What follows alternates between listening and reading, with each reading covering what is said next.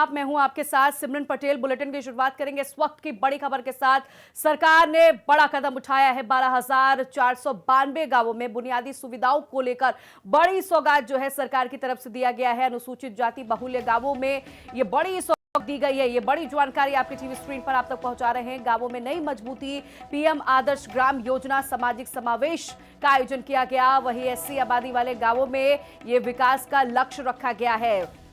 योगी सरकार ने का ये बड़ा कदम सामने आया है और बड़ी सौगात जो है योगी सरकार की तरफ से दिया गया है। 12,492 गांवों में बुनियादी सुविधाओं को लेकर ये बड़ी सौगात दी गई है। अनुसूचित जाति बहुल्य गांवों को ये नई मजबूती मिलेगी। पीएम आदर्श ग्राम योजना में सामाजिक समावेश देखने को मिला है। उत्तर प्रदेश में योगी सरकार ने ये बड़ा कदम उठाया है। ये बड़ी जानकारी आपकी टीवी स्क्रीन पर आपको जानकारी दे रही है। बड़ा तोहफा दिया गया है। गांवों में बुनियादी सुविधाएं दी जाएंगी। अनुसूचित जाति बहुल्य गांवों में मजबूती मिलेगी। पीएम आदर्श ग्राम योजना में सामाजिक समावेश देखने को मिलेगा। योगी सरकार की तरफ से यह बड़ा फैसला लिया गया है।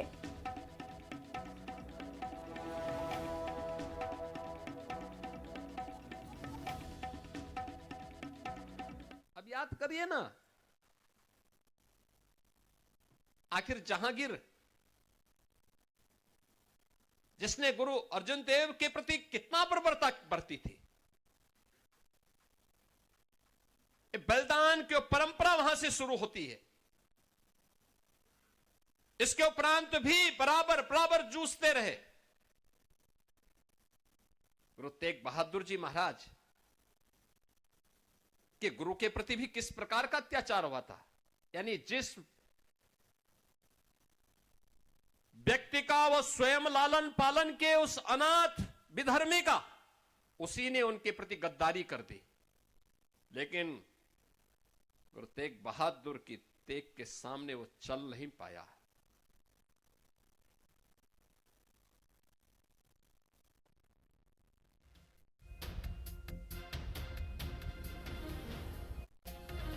उठाया है और सीएम योगी आदित्यनाथ ने ये बड़ा तोहफा दिया है। और देखिए जानकारी आपको ये भी दे दे, 12,492 गांवों में बुनियादी सुविधाओं को लेकर ये बड़ी सौगात जो है योगी सरकार की तरफ से दी गई है। अनुसूचित जाति बहुल्य गांवों में ये बड़ी सौगात दी गई है, जिसे लेकर लोग जो है काफी खुश भी नजर आए और सभी ने सीएम योगी आदित्यनाथ का आभार भी व्यक्त किया है। सीएम योगी आदित्यनाथ ने वीर बाल दिवस के मौके पर इस बड़ी सौगात का ऐलान किया है। विक्रम सिंह ज्यादा जानकारी लिए हुए सहयोगी हमारे साथ सीधे लाइव जुड़ रहे हैं। विक्रम, ये बड़ी सौगात जो है योगी सरकार की तरफ से दिया गया है, फिलहाल इस बड़ी सौगात को लेकर लोगों का क्या कुछ कहना है, क्या कुछ राय है उनकी? देखिए, बिल्कुल साफ तौर पर अगर मुख्यमंत्री योगी आदित्यनाथ की बात की जाए तो लगातार जिस तरीके से अंत्योदय के आधार पर सरकार काम कर रही है, उसी को बढ़ाए जाने का काम मुख्यमंत्री योगी आदित्यनाथ इसके तहत करेंगे। प्रधानमंत्री आदर्श ग्राम योजना जो है उसके तहत अनुसूचित जनजाति के जो लोग हैं, जो 40% जो आबादी है बड़े स्तर पर, उनको विकास की मुख्य धारा से जोड़ने और उनको बुनियादी सुविधा दिए जाने के लिए योजना उत्तर प्रदेश सरकार शुरू कर रही है। हालांकि ये योजना पहले से चल रही है, लेकिन अब इसमें फोकस्ड होगा उन गांवों पे जहां पर अनुसूचित जनजाति के लोग बड़े स्तर पर रहते हैं, जहां पर मिनिमम 500 लोग एक गांव में रहते हों, ऐसे गांव चिन्हित किए गए हैं। 12,492 गांवों को उत्तर प्रदेश सरकार ने चिन्हित किया है, जहां पर सभी जो बुनियादी सेवाएं हैं वो दी जाएंगी। अगर इसमें ओवरऑल बात की जाए तो साफ तौर पर ग्राम पंचायतों के आधार पर पेयजल की व्यवस्था, स्वच्छता की व्यवस्था, विद्यालयों की व्यवस्था, आंगनवाड़ी केंद्रों की व्यवस्था, शौचालयों के निर्माण की व्यवस्था, सोलर लाइट लगाने का, स्ट्रीट लाइट लगाए जाने का, बोरवेल लगाए जाने का, डिजिटल लाइब्रेरी बनाए जाने का और सौग्राह बनाए का, पाइपलाइन एक्सटेंशन जैसे बड़े बड़े काम उन गांवों में उत्तर प्रदेश सरकार करवाएगी, जिससे कि जो लोग लगातार विकास की मुख्य धारा से कहीं अलग रहे हैं, उनको एक उनके लाइफ स्टाइल को पूरी तरीके से उच्चीकरण किया जा सके। और इसी को लेकर एक बड़ा फैसला माना जा रहा है। और आम अगर लोगों की बात की जाए तो साफ तौर पर है, जो लोग लंबे समय से विकास की मुख्य धारा से अलग रहे हैं, उनको जब जोड़ा जा रहा है तो उनके साफ तौर पर खुशी उनके चेहरे पर देखने को मिल रही है और सभी मुख्यमंत्री योगी आदित्यनाथ का धन्यवाद भी कर रहे हैं। लेकिन विक्रम, ऐसे में एक सवाल और है कि क्या उन लोगों को किस तरह चिन्हित किया जाएगा जिन्हें अभी तक सरकारी कोई भी योजनाएं नहीं मिल पा रही थी? चूंकि सीएम योगी आदित्यनाथ ने साफ तौर पर कहा कि जो ऐसे क्षेत्र है, जो ऐसे गांव हैं जहां पर अभी तक सुविधाएं नहीं मिल रही थी, उन्हें सरकारी सुविधाएं दी जाएंगी। क्या बाकायदा इसके लिए अधिकारियों को जिम्मेदारी दी जाएगी क्या कि गाँव गाँव में जाकर उन लोगों को चिन्हित करें? देखिए, चिन्हित हो चुके हैं 12,492 गांव जो हैं वो चिन्हित किए गए हैं, जिनकी आबादी मिनिमम 500 है, जिससे कि अगर 500 से ज्यादा भी होती है तो उनको भी रखा जाएगा, लेकिन मिनिमम 500 होना जरूरी है, जिससे कि ज्यादा से ज्यादा उन लोगों को लाभ मिल सके। तो 12,492 गांव ऐसे चिन्हित किए गए हैं और उनमें सभी सेवाएं दी जाएंगी। सरकारी सेवाओं की अगर बात की जाए तो जो सरकार की योजना है उनका लाभ बड़े स्तर पर सभी को मिल रहा है। लाइफ स्टाइल और कहा जाए कि एक स्तर जीवन का स्तर बढ़ाए जाने के लिए अब सरकार ने एक बड़ा कदम उठाया है, एक बड़ा बीड़ा उठाया है और उसके तहत इन गांवों में जो लोग रहते हैं उनको ये सारी मूलभूत सुविधाएं दी जाएंगी। क्योंकि ग्रामीण स्तर पर अगर बात की जाए तो कई जगहों पर ऐसा होता है कि लाइट्स हैं, बिजली है, सभी जगह जा रही है और सरकार भी इस चीज का दावा करती है कि गांवों में लगभग 18 घंटे बिजली आती है, लेकिन अब उसको सोलर पैनल से जोड़ा जाएगा, वाटर पंप लगाए जाएंगे, पंचायत घर और मजबूत किए जाएंगे जिससे कि गांवों की स्थिति और मजबूत हो। तो उन सभी चीजों पर सरकार बिल्कुल, यानी विकास की जो रफ्तार है उसमें और गति देने का कार्य जो है योगी सरकार की तरफ से किया जा रहा है। बहरहाल बहुत शुक्रिया विक्रम आपका जानकारी देने के लिए। खबरों में आगे बढ़ेंगे, एक और बड़ी खबर सामने आ रही है। लखनऊ से ये बड़ी खबर है, वीर बाल दिवस पर कीर्तन समागम का आयोजन किया गया और सीएम योगी आदित्यनाथ पहुंचे। वीर बाल दिवस पर साहबजादों को नमन किया गया है। 2022 से वीर बाल दिवस मना रहे हैं। गुरु नानक देव जी के लोक कल्याण पर मार्ग चुना गया है। साहिबजादों के बलिदान को सीएम योगी आदित्यनाथ ने नमन किया है। सिख गुरुओं का महान इतिहास रहा है, ये सीएम योगी आदित्यनाथ ने कहा है। ये बड़ी खबर आप तक पहुंचा रहे हैं। सीएम योगी आदित्यनाथ पहुंचे रहे, साहिबजादों के बलिदान को याद करते हुए भी सीएम योगी आदित्यनाथ नजर आए और इससे पहले सीएम योगी आदित्यनाथ ने बाकायदा ट्वीट करते हुए भी नमन किया है। याद करिए ना, आखिर जहांगीर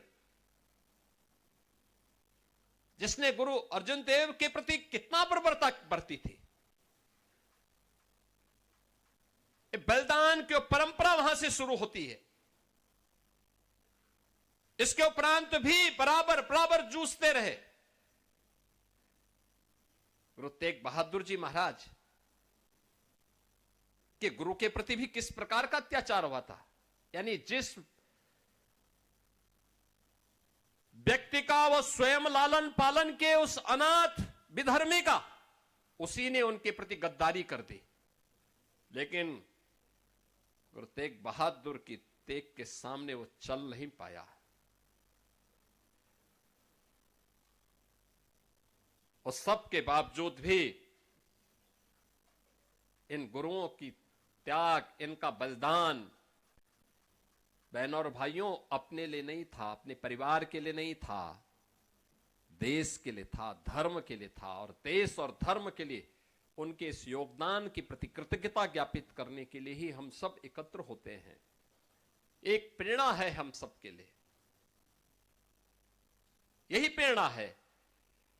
याद करिए ना, औरंगजेब तो अपने को बादशाह कहता था, हिंदुस्तान का बादशाह कहता था। आज कोई पूछने वाला है कहां उसकी कब्र है, किसी को नहीं पता।